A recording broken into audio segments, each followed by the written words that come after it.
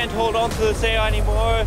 Gusts, I don't know, 110, 120 kilometers per hour. It's just crazy out there. Super strong, almost impossible. That is without a doubt the windiest and most gnarly conditions I've ever windsurfed in. It is heavy metal.